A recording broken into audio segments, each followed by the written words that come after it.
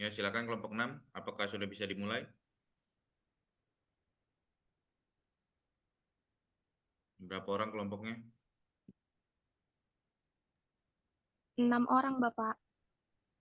Oke, nunggu dua lagi ya. Saya tunggu 5 menit lagi ya. Kalau belum datang langsung mulai aja ya.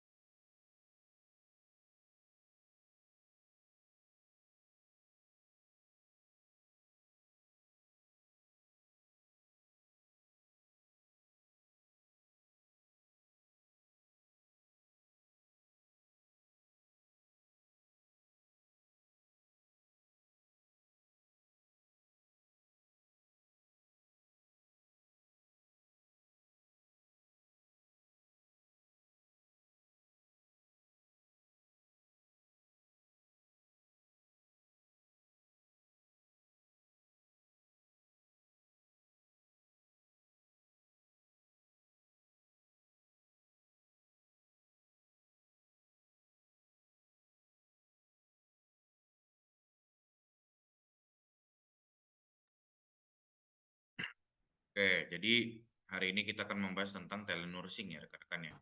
Jadi mungkin beberapa orang sudah tahu gitu ya, atau bahkan belum tahu kalau telenursing itu adalah pemberian asuhan secara jarak jauh ya. Yang sering kita diskusikan yaitu teknologi membuat itu semua lebih mudah gitu ya. Gimana cara pemberian asuhan dan lain sebagainya itu menjadi lebih mudah. Nah, nanti akan didiskusikan sama kelompok 6 diberi pandangan yang lebih gitu ya. Jadi telenursing ini adalah konsep dalam pemberian asuhan keperawatan yang memungkinkan interaksi antara pasien dan perawat dari jarak jauh ya. Jadi menggunakan teknologi komunikasi informasi. Ya, dengan perkembangannya maka telenursing ini menjadi solusi yang solutif nih untuk menyediakan layanan kesehatan yang berkualitas terutama di daerah yang sulit dijangkau gitu ya.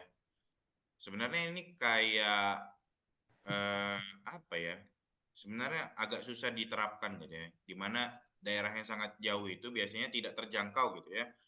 Tentu saja untuk jaringan juga tidak terjangkau gitu ya. Itu aja. Jadi tidak relevan sebenarnya. Tapi ini adalah salah satu usaha gitu ya. Jika kita ingin melakukan pelayanan asuhan tapi dari jarak jauh itu menggunakan telenursing.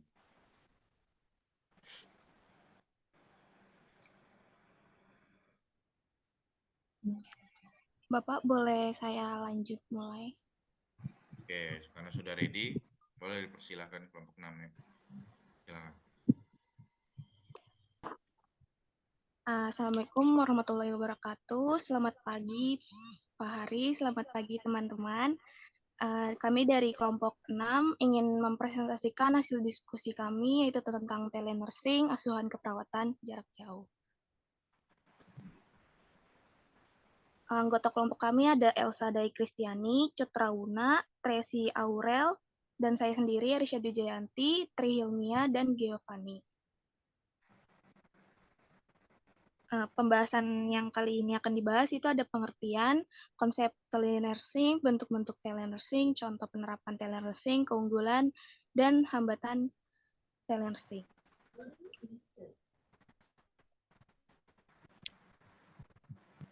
Pengertiannya itu telenursing adalah penggunaan teknologi telekomunikasi dan informasi untuk memberikan layanan keperawatan yang dipisahkan oleh jarak. Contohnya antara pasien dan perawat, antara perawat dan uh, laku pasien kesehatan lain, dan antar perawat itu sendiri.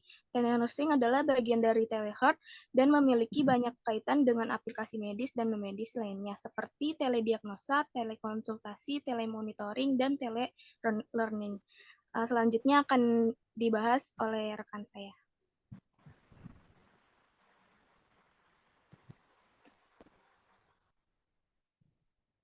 Konsep telenursing.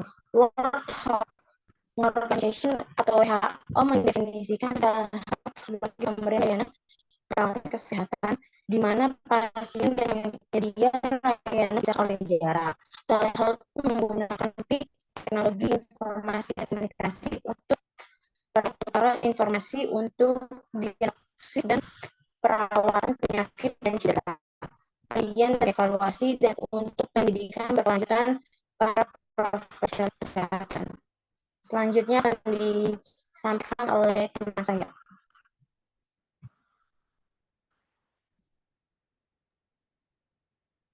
Berikutnya ada bentuk-bentuk telenursing. Yang pertama ada telenursing, cancer service, konsultasi melalui secure email nursing system, ada konseling melalui hotline service, dan ada audio atau video recording antara pasien dengan petugas kesehatan atau dengan sesama petugas kesehatan. Ada lagi di script planning telenursing, home visit telenursing, dan yang terakhir itu ada pengembangan website. Pengembangan website sebagai pusat informasi dan real-time counseling pada pasien. Selanjutnya akan disampaikan oleh teman saya.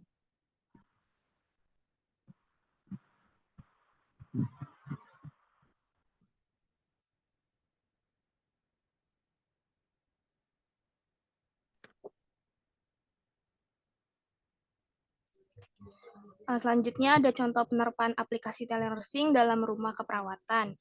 Yang pertama itu pasien berada dalam perjalanan atau tinggal di rumah di daerah terpencil yang sulit terjangkau. Yang kedua, pasien memiliki penyakit paru kronik, diabetes, penyakit jantung kongesti, atau degeneratif saraf seperti Parkinson. Yang ketiga, pasien pasca bedah, perawatan luka, otomies, atau cacat individu. Yang keempat, yaitu pasien dibantu secara rutin oleh perawat melalui video conference atau foto dan teks interaktif.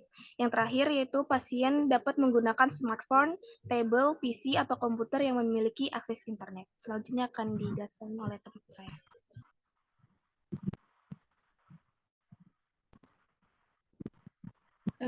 Baik, di sini ada keunggulan telenursing. Yang pertama, efisiensi waktu dan biaya.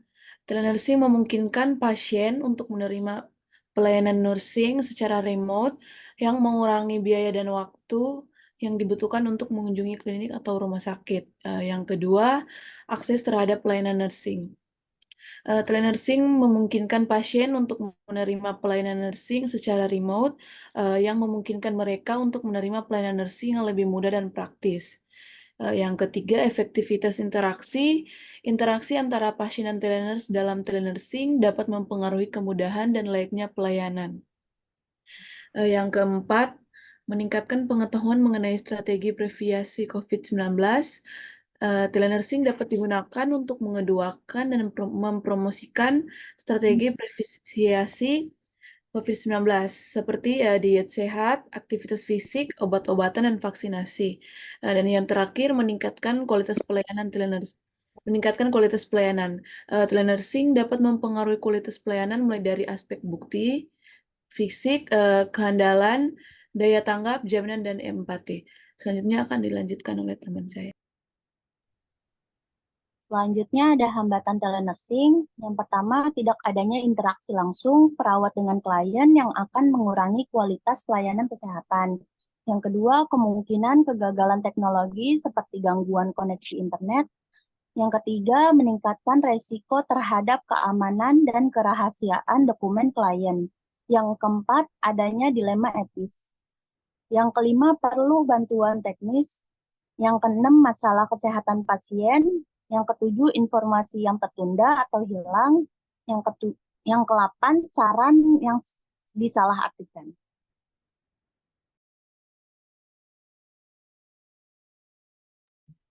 Terima kasih. Sebelum ditutup, apakah ada yang ingin bertanya?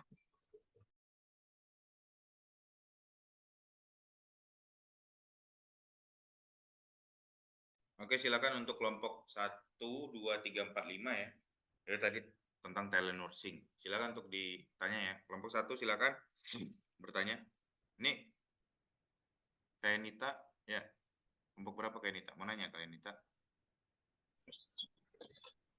Terima kasih kepada kelompok 6 yang sudah memaparkan materinya.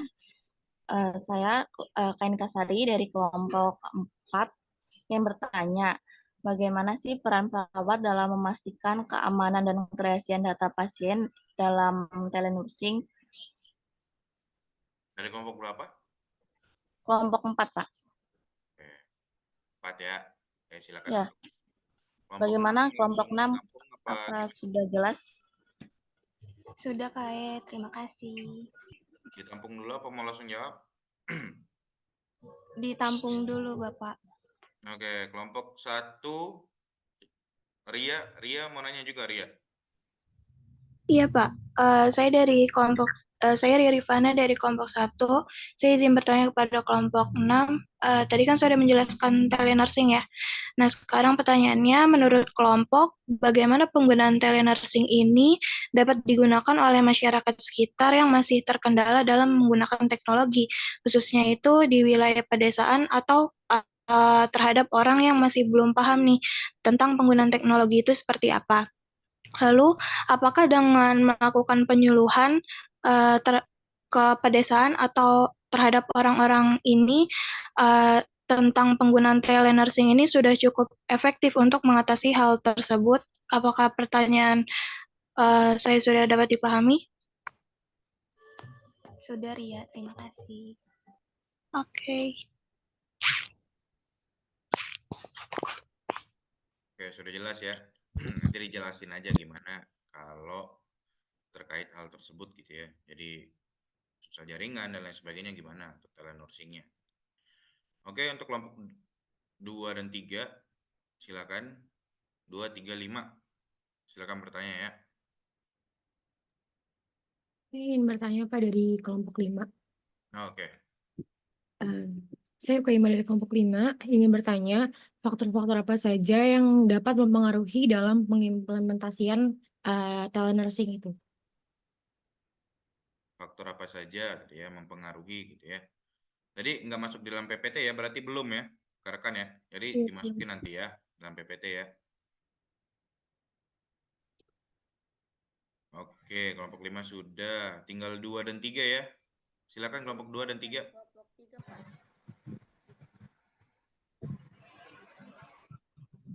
Saya Widya Nurbaiti dari kelompok 3 ingin bertanya, bagaimana teknologi informasi dan komunikasi memfasilitas telenursing dalam memberikan asuhan keperawatan yang berkualitas? Gimana tuh? Ya, nanti silakan dijawab ya. Untuk kelompok 2 silakan.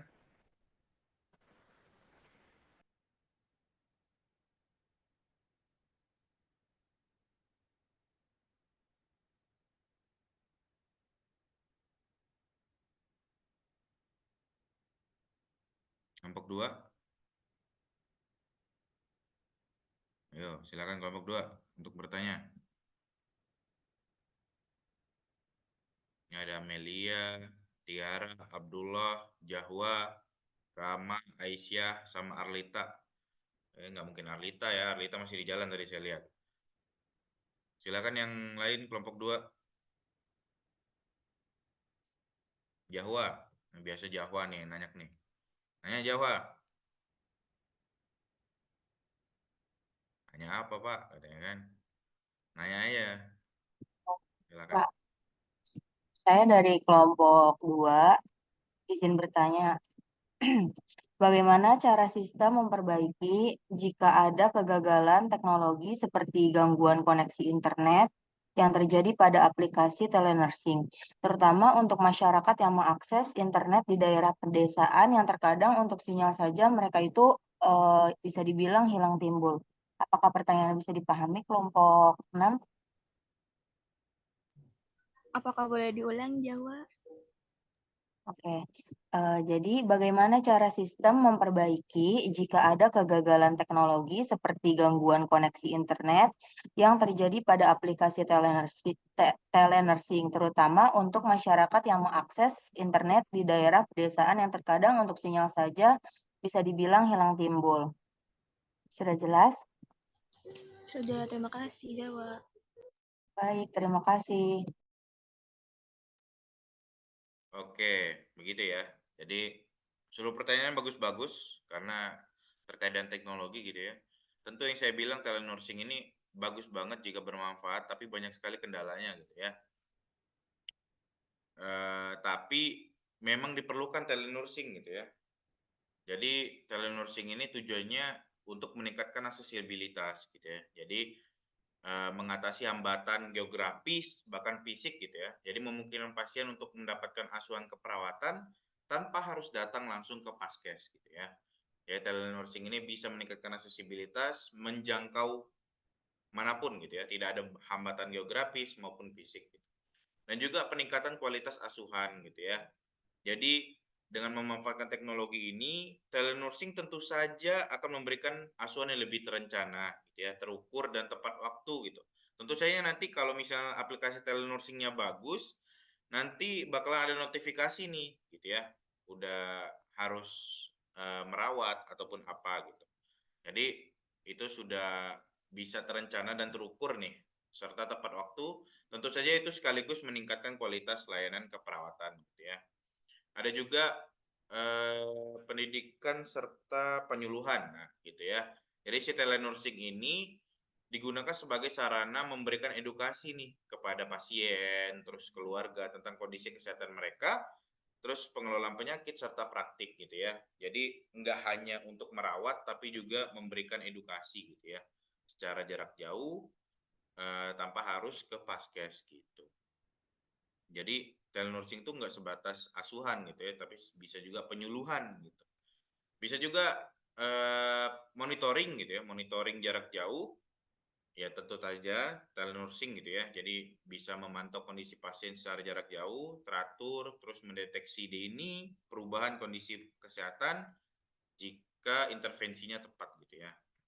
Dan juga pengurangan biaya gitu ya. Jadi dapat mengurangi biaya ke fasilitas kesehatan tentu saja karena telenursing ini karena kita tidak harus ke fasilitas kesehatan gitu ya si pasiennya, jadi mengurangi biaya untuk si pasien gitu. Jadi telenursing ini bisa dibilang ya kayak Halodoc dan lain sebagainya, itu telenursing juga ya hitungannya ya, karena bisa memberikan penyuluhan bahkan juga jarak jauh merawat dan lain sebagainya gitu. Mungkin telenursing lebih bagusnya itu biasanya dikolaborasikan sama video call gitu ya. Jadi jelas nih gerak-gerik kita ataupun mimik wajah kita memberikan pelayanan dan asuhan keperawatan tersebut. Ya tergantung aplikasinya seperti apa. Jadi teknologi yang digunakan dalam telenursing ini ada telepon gitu ya, video conference, aplikasi mobile, sensor dan alat pemantauan, itu telenursing juga tuh.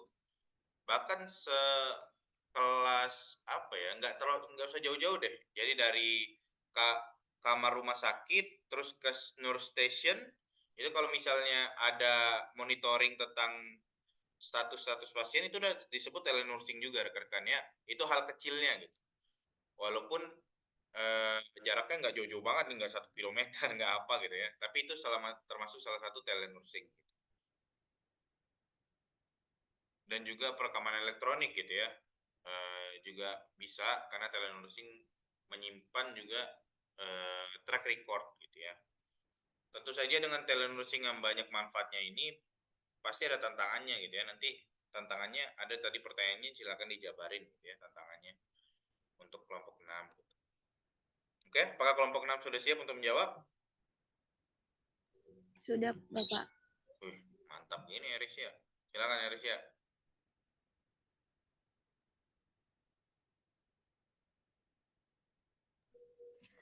Saya izin menjawab pertanyaan dari Kak Yanita. Pertanyaan itu, bagaimana peran perawat dalam memastikan keamanan dan kerahasiaan data pasien dalam telenursing? Yang pertama itu ada pelatihan dan pemahaman. Jadi perawatnya itu harus menerima pelatihan yang memadai tentang keamanan dan privasi data pasien. Yang kedua itu kepatuhan terhadap kebijakan dan peraturan. Jadi perawat harus juga mematuhi semua kebijakan dan peraturan terkait keamanan dan kerahasiaan data kesehatan pasien. Yang ketiga itu penggunaan alat dan platform yang aman. Jadi perawat juga harus menggunakan alat dan platform ini untuk terenkripsi atau untuk berkomunikasi dengan pasien dan menyimpan data medis mereka. Yang keempat itu pengendalian akses. Jadi untuk memastikan bahwa hanya personil yang berwenang yang memiliki akses untuk melihat data pasien. Yang kelima itu komersialisasi dan komunikasi. Perawat juga harus mengkomunikasikan pentingnya keamanan dan kerahasiaan data kepada pasien untuk menjelaskan langkah-langkah yang diambil karena untuk melindungi informasi pribadi mereka. Apakah sudah jelas, Kak Yanita? Sudah jelas, terima kasih. Sama-sama. Sudah jelas, Kak Yanita? Sudah, Pak.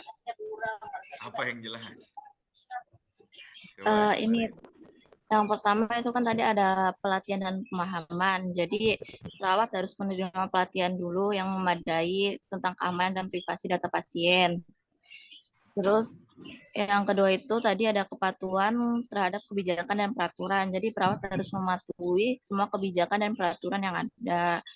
Terus yang ketiga itu penggunaan alat dan platform aman, yaitu perawat harus menggunakan alat dan platform telenursing yang aman untuk berkomunikasi dengan pasien. Terus yang keempat itu pengendali akses, yaitu memastikan bahwa pihak yang berwenang yang memiliki akses ke data pasien. Yang kelima itu ada komersialisasi dan komunikasi, yaitu perawat harus mengkomunikasi pentingnya keamanan dan kerahasiaan data pasien. Terus yang keenam, memainkan peran aktif dalam memastikan keamanan dan kerahasiaan data pasien supaya bisa membangun kepercayaan pasien. Mantap ya, Begitu, dicatat Pak. semua ya, Kak Yanita ya.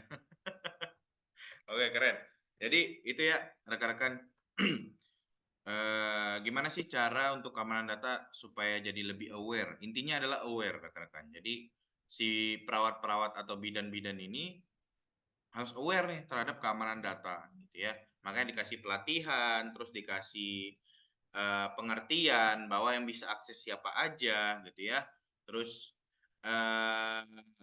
tentu saja ya, karena rekam medis itu rahasia gitu ya. Jadi kalau misalnya kita telenursing terus ada ya ilmunya namanya hijacking misalnya ya. Kalau misalnya kita di hijacking akunnya terus rekam medis kita tersebar, itu salah satu yang harus diwaspadai gitu ya.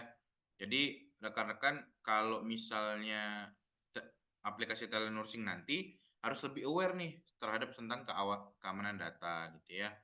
Untuk bahkan telenursing itu kan lebih ke komunikasinya ya, mau lewat telepon kah atau lewat chat kah atau lewat video conference kah. Nah, 3 jalur komunikasi ini harus aman ya, harus aman gitu. Jadi nggak kesebar nih. Misalnya kita mengeluhkan sesuatu nih ke nursingnya, tapi keluhan kita atau gejala kita tuh kesebar tuh kalau misalnya tidak aman gitu.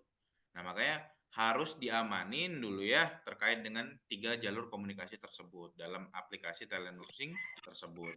Jadi kalau misalnya telepon ya diamanin teleponnya gitu ya. Untuk jaringannya dienkripsi dan lain sebagainya. Nah, kalau untuk chat juga gitu, chatnya dienkripsi juga dengan cara MD5 ataupun hash file dan lain sebagainya. Bisa gitu ya. Jadi untuk keamanan data sendiri karena fokusnya telenursing ya jalur komunikasinya yang diamanin gitu ya. Kalau sebelum-sebelumnya kita membahas tentang aplikasinya diamanin, tapi kalau untuk telenursing spesial hanya untuk jalur komunikasinya diamanin dulu gitu ya. Jadi kalau ada di rumah sakit ingin membangun telenursing, silahkan tuh rekan-rekan untuk lebih aware terkait dengan jalur komunikasinya. Pak, jalur komunikasinya aman apa enggak, Pak? Gitu ya. Takutnya di hijacking ataupun seperti apa gitu ya. Takutnya malah misalnya kita ngeluh sesuatu terus kita diambil alih akunnya dan lain sebagainya. Nah, itu alur yang kayak gitu harus aman gitu ya. Oke, bisa dipahami semuanya? Bisa ya. Oke, silakan untuk kelompok 6 dilanjut ke pertanyaan selanjutnya.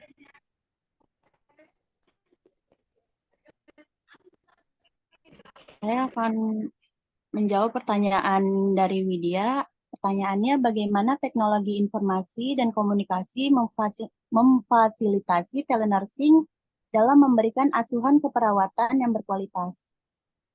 Teknologi informasi dan komunikasi memfasilitasi telenursing dalam memberikan asuhan keperawatan yang berkualitas dengan menyediakan platform untuk konsultasi jarak jauh, akses cepat terhadap informasi medis, monitoring pasien secara real-time, dan kolaborasi antara tim perawat. Gimana, Widya? Iya, sudah jelas. Terima kasih. Yang jelas Widya, silakan dijabarin lagi sesuai pemahaman Widya.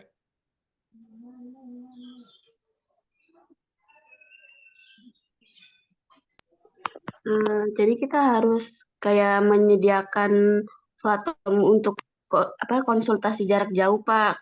Terus aksesnya cepat terhadap informasi medis, monitornya pasien secara real time dan kolaborasi antara tim dan perawat. Oke, bisa dipahami ya Widya ya? Bisa, Pak. Oke, kelompok 6 silakan lanjut ke pertanyaan selanjutnya.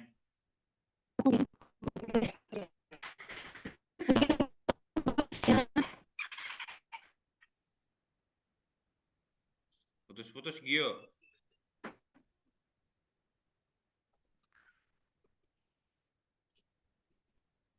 Matiin aja kameranya tapi mic-nya juga on ya. Jangan putus-putus gara-gara kamera.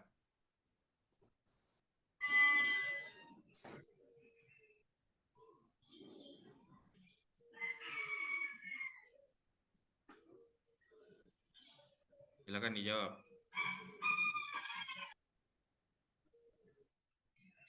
Di sini saya akan menjawab pertanyaan dari Zahwa. Bagaimana cara sistem memperbaiki jika ada kegagalan teknologi seperti gangguan koneksi internet yang terjadi pada aplikasi telenursing, terutama untuk masyarakat yang mengakses internet di daerah pedesaan yang terkadang untuk sinyal saja yang hilang timbul. Jawabannya itu untuk mengatasi kegagalan teknologi seperti gangguan koneksi internet pada aplikasi telenursing, terutama di daerah pedesaan dengan masalah sinyal yang hilang timbul, beberapa langkah dapat dilakukan. Yang pertama itu pemilihan teknologi yang tepat. Gunakan teknologi yang sesuai dengan kondisi daerah, misalnya menggunakan teknologi satelit atau jaringan seluler yang memiliki cakupan yang lebih luas daripada jaringan kabel. Yang kedua itu perbaikan infrastruktur.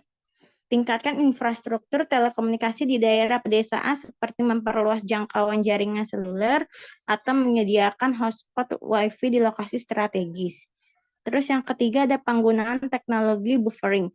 Gunakan teknologi buffering untuk mengatasi masalah sinyal yang hilang timbul. Teknologi ini dapat menyimpan data sementara saat koneksi terputus dan mengirimnya kembali saat koneksi pulih.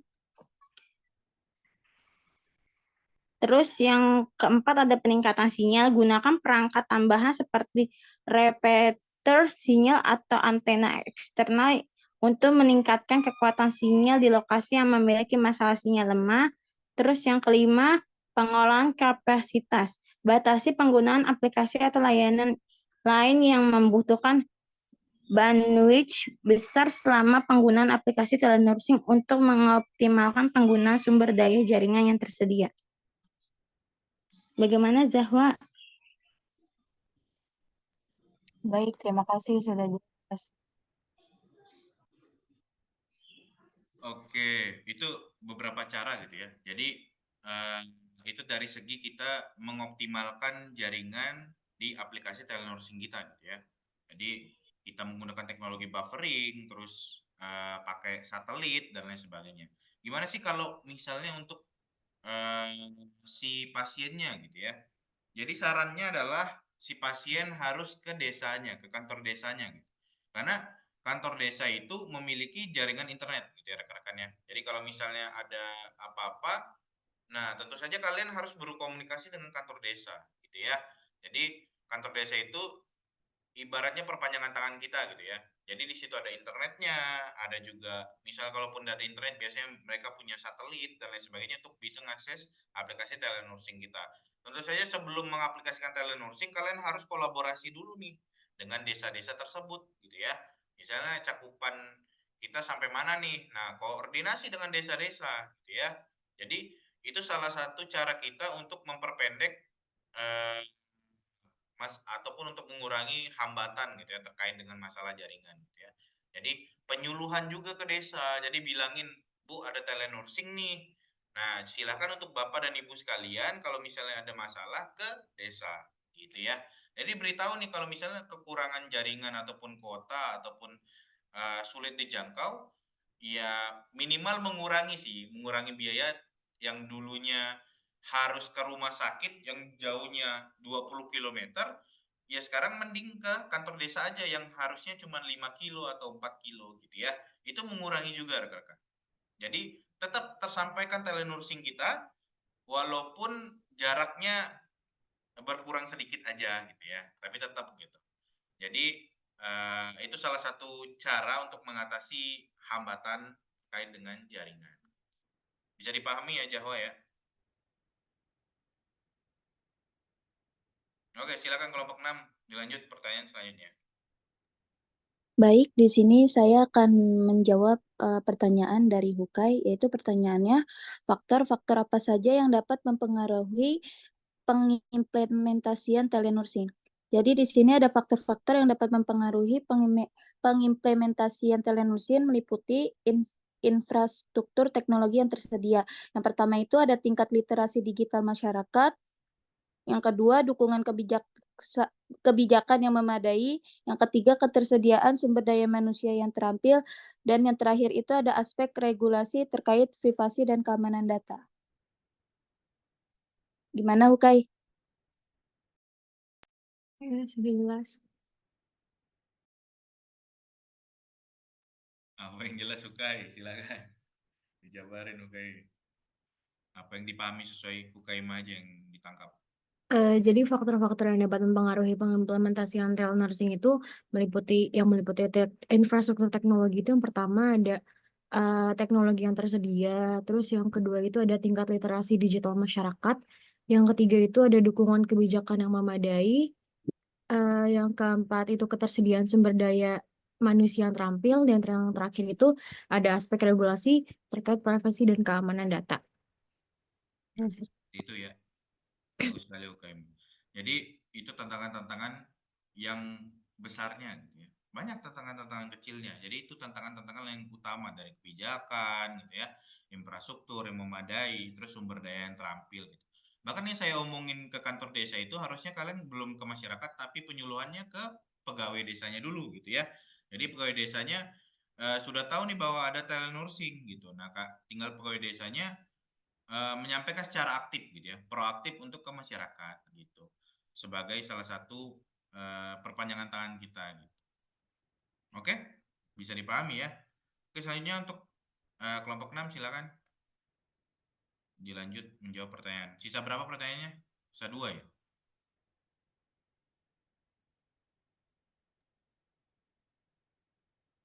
Baik, di sini saya akan menjawab pertanyaan dari Ria kelompok 1.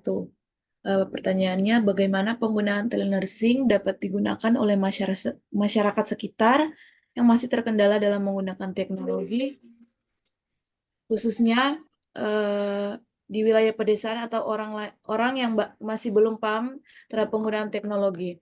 Apakah dengan cara penyuluhan, penggunaan telenursing sudah cukup efektif untuk mengatasi hal tersebut? Jawabannya yang pertama yaitu penerapan telenursing bisa disesuaikan dengan tingkat keterampilan teknologi masyarakat. Misalnya menyediakan pelatihan sederhana tentang penggunaan aplikasi atau perangkat yang diperlukan dan menawarkan dukungan teknis yang mudah diakses.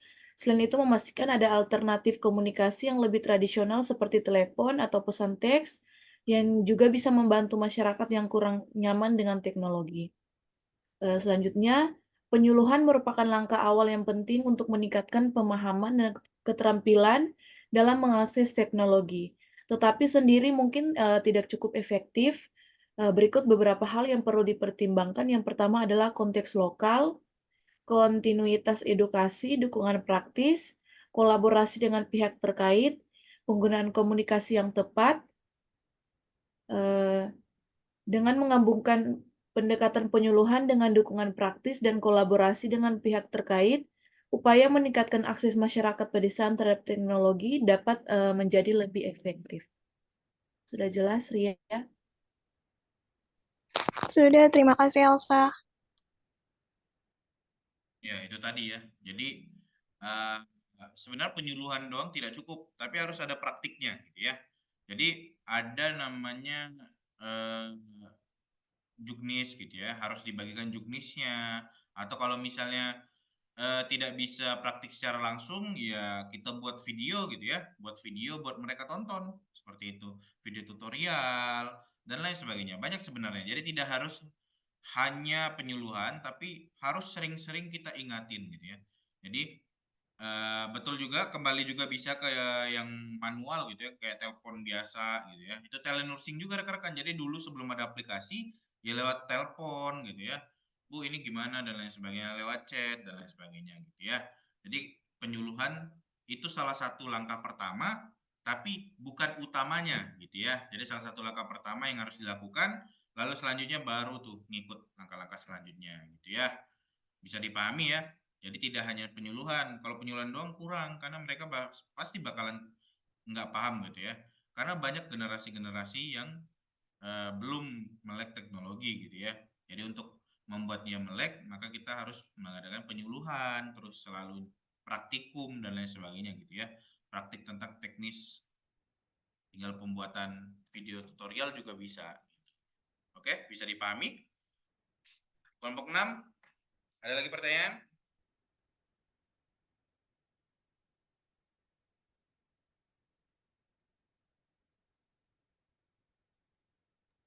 Sudah habis semuanya? Tidak Sudah ada lagi, Bapak.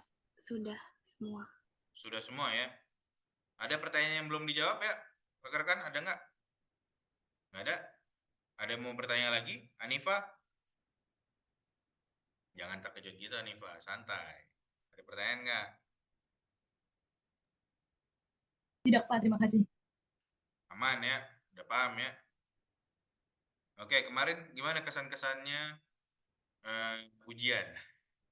Mantap ya soalnya ya? Gampang banget ya? Siapa yang nggak bisa jawab? Harusnya bisa jawab semua kan? Semuanya ada di PPT ya? Gampang banget ya? Ukaima, bisa jawab nggak kemarin ujian Ukaima? Bisa, Pak. Alhamdulillah. Bisa ya? Banyak apa gimana? Gampang apa susah? Ukaima. Susah-susah. Gampang. Gitu loh, Pak. Susah. Susah gitu? Susah ya? Karena esai sih, Pak, jadinya. Jadi, Oh, biasanya kalian apa? PG ya? hmm. Oh, pusing kalian dikasih esai langsung ya? Ya, oke. Ya, nanti kita PG-nya UAS lah ya. Jadi, memudahkan kalian gitu ya. Jadi, esai dulu UTS gitu.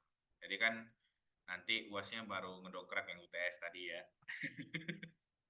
Jadi, itu sebenarnya di PPT rekan-rekan. Jadi, penilaiannya adalah semaksimal kalian aja, sepemahaman kalian aja. Jadi esai itu tujuannya adalah meningkatkan kreativitas kalian dalam menjawab, gitu ya.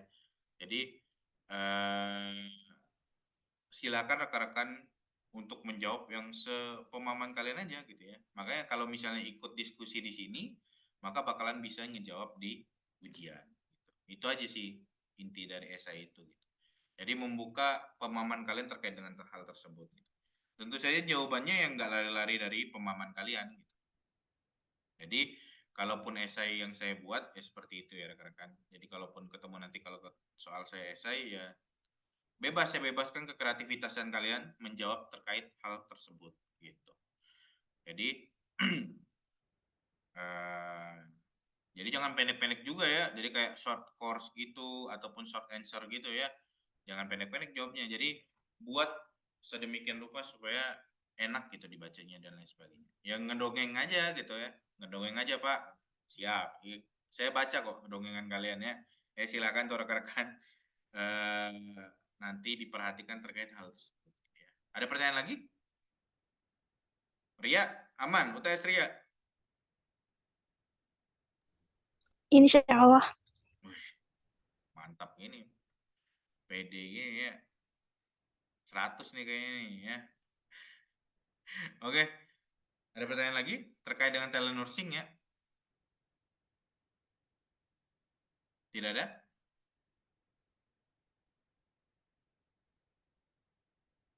Tidak ada. Oke. Jika tidak ada, kita cukupkan ya perkuliahan hari ini. Jadi hanya itulah telenursing yang akan kita bahas gitu ya. Gimana cara ngerawat tapi jarak jauh gitu ya. Hambatannya apa aja, terus gimana cara mengatasi hambatan tersebut gitu ya. Jadi apapun yang saya sampaikan sekarang bisa dipraktekkan secara langsung di lapangan gitu ya. Jadi menggunakan jadi misalnya tidak ada internet gitu ya. Nanti desanya nganggarin satelit gitu ya. Modem satelit dan lain sebagainya itu bisa gitu ya untuk mengakses telenursing tersebut gitu. Nah, jika tidak ada pertanyaan lagi, mungkin nanti video-video yang ini untuk kelompok 6 silakan PPT-nya diperbaiki ya, ditambah gitu ya dari pertanyaan rekan-rekan. Nah, saya lihat kemarin banyak kelompok yang belum menambahi nih. Jadi kayak seadanya aja PPT yang kemarin ya. Tapi silakan untuk ditambahi gitu ya terkait pertanyaan rekan-rekan kemarin. Jadi mungkin karena buru-buru jadi kelupaan tuh terkait dengan jawaban-jawaban atau pertanyaan-pertanyaan rekan-rekannya gitu. Jadi silakan ditambahin ya, jangan nggak ditambahin. Nah untuk video udah saya bilangin ya kalau harus ada thumbnail dan dokumen video tersebut gitu. Nanti tentu saja video tersebut akan saya upload di YouTube gitu ya. Dan silahkan rekan-rekan untuk penilaian video tersebut akan saya sampaikan gitu ya. Jadi penilaiannya adalah tentu like, comment, dan views gitu ya. Jadi benar-benar gimana cara kalian memasarkan video tentang edukasi tersebut gitu ya. Jadi saya lihat ada beberapa video yang kocak-kocak gitu ya, yang cuman baca PPT gitu ya. Jadi silakan untuk dipasarkan ya rekan-rekan untuk video tersebut. Jadi penilaiannya adalah like, comment, view, like, comment, view dan lain sebagainya gitu ya. Nanti saya upload. Silakan untuk disebarkan sebanyak-banyaknya karena itu yang akan menjadi penilaian kalian gitu ya. Jadi benar-benar nih. Jadi misalnya saya nilainya adalah video paling banyak viewsnya sama video kalian viewsnya berapa. Misalnya kelompok 1 nih viewsnya 6 gitu ya. Terus kelompok 2 viewsnya 65. Jadi 6/65 tuh. Nilainya sesuai dengan views kayak gitu. Jadi bakalan banyak yang jadi kalian berlomba-lomba lah untuk nyari views, komen, dan like tersebut. Jadi silakan disebar untuk keluarganya gitu ya. Karena kan itu edukasi juga ya. Jadi edukasi ilmu kalian gitu ya. Jadi video yang kalian buat itu sangat baik untuk masyarakat. Jadi silakan disebar, terus masyarakat paham terkait hal tersebut dan itu sebagai pengabdian masyarakat kepada masyarakat, gitu ya. Untuk rekan-rekan sekalian. Nanti saya kirim linknya setelah semuanya sudah terupload. Terkait dengan dokumennya juga saya masukin di situ thumbnailnya. Jadi itu video buatan kalian aja tuh kelompok. Oke, bisa dipahami? Ada pertanyaan lagi? Jadi batasnya sampai UAS ya. Jadi rekan-rekan itu penilaian video tersebut sampai UAS. Jadi selama sepanjang itu saya silakan kalian share mulu nih setiap hari share aja gitu ya. Jadi sampai UAS, nanti UAS penilaiannya gitu. Ada yang mau bertanya lagi? Tidak ada? Jelas ya terkait tugas tersebut ya?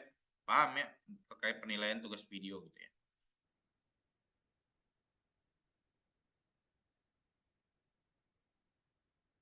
Oke? Sudah? Tidak ada? Jika tidak ada, maka kita absen dulu seperti biasa.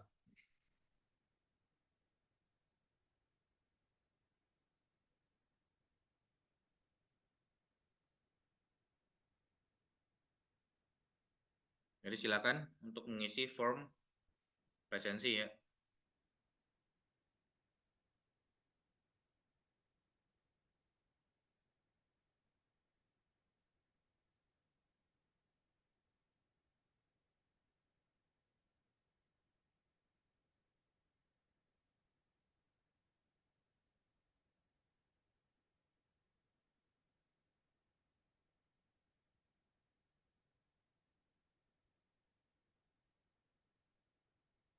Oke, sudah 4 ya.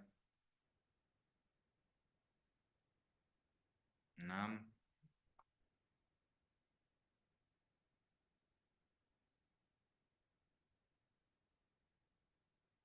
Arlita nggak nyampe-nyampe Arlita. Sampai kelas selesai nggak nyampe-nyampe si Arlita ini. Jangan lupa absen ya Arlita ya. Diingatkan si Arlitanya absen ya. Rekan. Ya, silakan di absen melalui Google Form.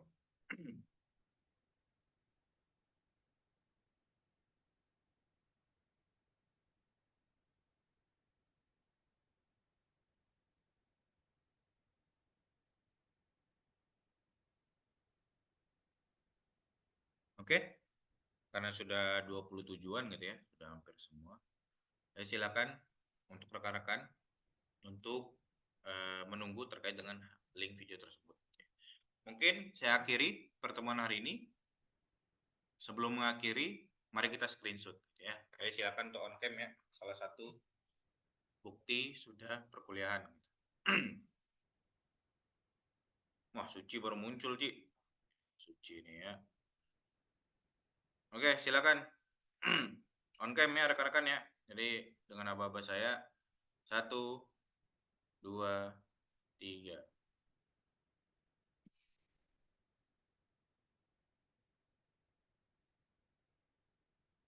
Oke, sebentar.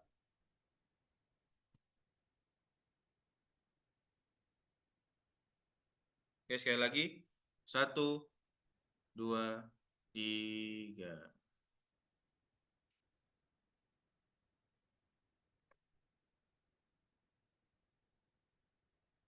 Oke, terima kasih untuk rekan-rekan yang sudah hadir pada hari ini. Mungkin sekian dari pertemuan kita kali ini ya. Semoga apa yang saya sampaikan bermanfaat bagi kalian untuk di kehidupan kalian selanjutnya.